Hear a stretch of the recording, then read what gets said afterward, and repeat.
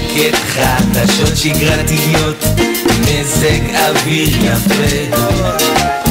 לא מתחיל בוקר בלי כוס קפה, גש לקפה עם חבר. ברקע מתנגן בלוז בפסנתר, ניחוח קליעה באוויר. שותים קפה, שותים קפה. Good evening, dear viewers. Hello, dear friends. I'm Haim.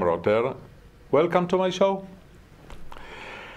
I have the pleasure to host a very dear friend of mine, Orly Davis, political strategist, women's rights activist, international relation, education, and so on. Yes. Actually, sounds good. A Wonder Woman. Oh, thank you so much. I feel old, like doing all this stuff for such a long time. You can talk about anything and everything, but not about being old. Oh, that's true. That's because looking at you, I see a young woman. Thank you so much. And knowing you with your energy and your activism, so it's obvious that you are very young. Thank you, sir. First of all, thank you for having me.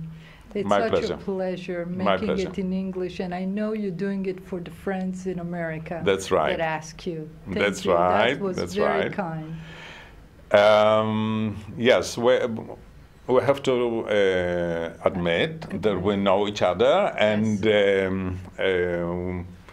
we participated last week in a very nice debate. Yes. With some friends from America that came to visit, and our friends, the consulate, the honorary consulate of Croatia, Shmuel Schlesinger, That's right. was kind enough to host it for us, and our friends from the University of Williamson in Tennessee came to pay tribute to Israel, and we had to talk about the issues. So actually, tell us about the issues that we talked about. All right. First of all, we engage in trying to set a base of reality check, because people talk all the time, but not everything is true. And it's when you say false news, we've been accumulating false information for some time now. We're talking about many decades of Palestinian issues on the books that are not really truthful. That's why we try to make sense out of it. So we talked about that. We talked about the ability to go on, how Israel is gonna keep on, if I remember correctly, and the issue of what can we do, and you were a part of it. You took some notes, and you had some European. We have some European also youngsters that came from Italy, that came along, because of course I'm activist in the Olim from Italy now. So How come Italy? I grew up in Italy. I left Israel when I was 15 and something, and I moved to Italy with my family. And after that, I had to, keep on going to America. But the truth of the matter, part of me belongs to Italy too. The guests that we had there, what did they learn visiting here? I mean, that they didn't know being in America.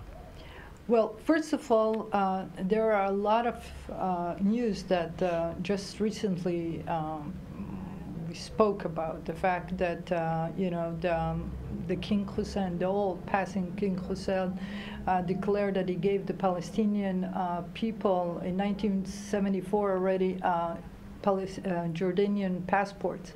He said it in the White House to Gerald Ford, something they didn't know.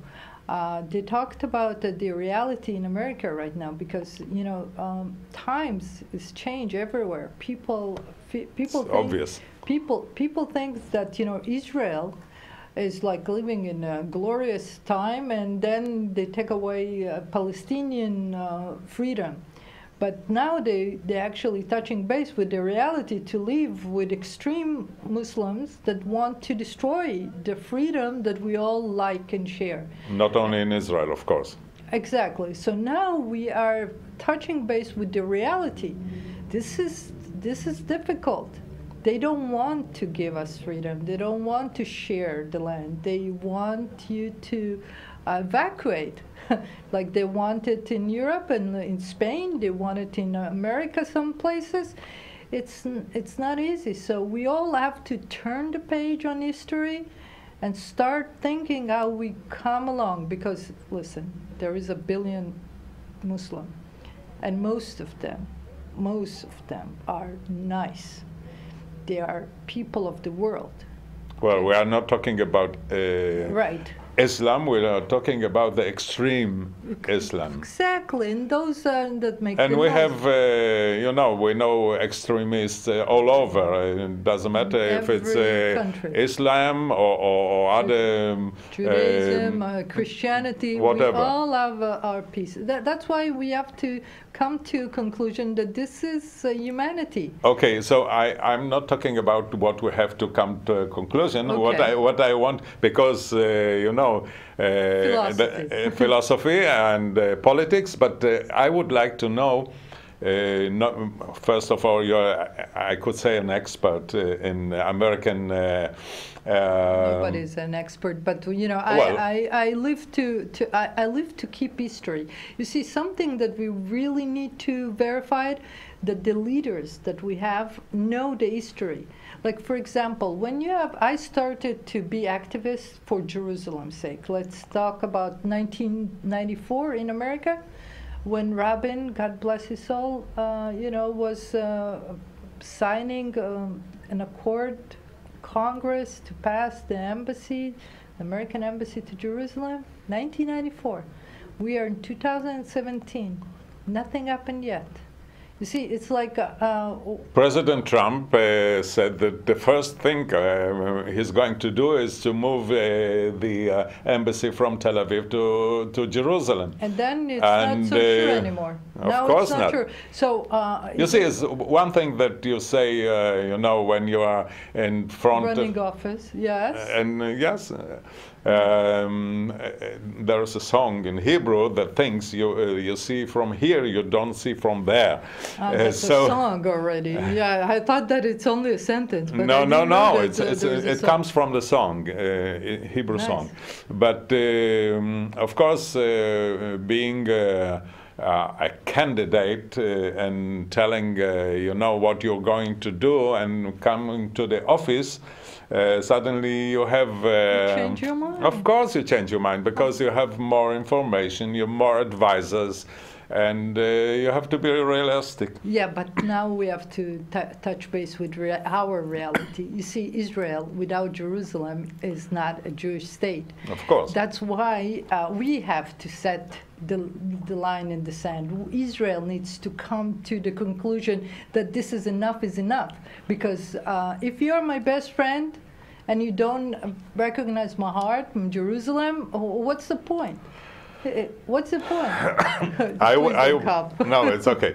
I would like to ask you about, because we had a guest from America and university. And knowing the material, is there a change of point of view about the Israeli-Palestinian conflict in the States? Let me tell you, there is a change in view of Israel's position in the world point. Because Israel's experience in the war on terror is so vast. The majority of the citizens of Israel understand what to do, and the ABC mode. America, the European Union, all the rest of the world needs still to check their checklist in the airport, in the malls, everywhere that you gather. They don't do their homework. And Israel has the experience, sad experience, but now we can teach. So we are changing our position from a place where, oh, please let us be as Jewish state, and now we are on a mission. Let's help protect the world, and that's what we're doing. And do the population, I don't mean the whole population of America, but do you see, or reading or listening to television or radio, you are a broadcaster yourself and a journalist, what is the mood talking about Israel? Is it like an Obama regime or presidency, not regime? I tell you what. Is there a change? What happened there? First of all, the academia. You saw very nice people from the academia. But if you go to the West Coast, when you go to San Francisco, where the academia is really left-wing, you will find an anti-Israeli sentiment everywhere. And all the Jewish organizations all told us about it and the danger of this movement against Israel. So it's not the same. Yes, America is not the same. The Jewish people are not in the same position. Israel is different. Do you think that now under Trump's presidency there will be a change of heart? Yeah. I think that the Trump administration is really in trouble right now because he creates such a chaos. Instead of creating, you know, a settled mode, like let's fix the world, we work together, we get engaged. Now they try to evacuate people. They make a lot of anti-government, anti-countries institution where you cannot come from different country to America, which is something that I thought that the State Department already took care of that. You see, because when you get a visa for America, you know how difficult it is. Yes. So for them to undermine the State Department and go again and make, you know, new rules, creating chaos is not good. Well, it's only the big. I'm not, I'm not. We say, you know, the beginning is a symbol of what's gonna come. So not necessarily, but if you say so. And no, first of all, I really cried a lot when Donald Trump won, because it made a difference. It was pro-Israel, pro-Jerusalem, pro-business, because I am from the business. It's time to work, guys. It's enough with this war. You know, you guys all fighting. Now we need to get back to business. And I thought maybe that's the time for him to do so. And instead, it starts with eliminating people, creating a problem. Let's talk about, because we have less than 2 minutes, I'm sorry. About your message to the American friends. Yeah, we need to go back to work. We really need to go back to work. It's enough. First of all, anti-immigration rules. You know, you want to set a fence. You know, let the State Department take care of all the visas.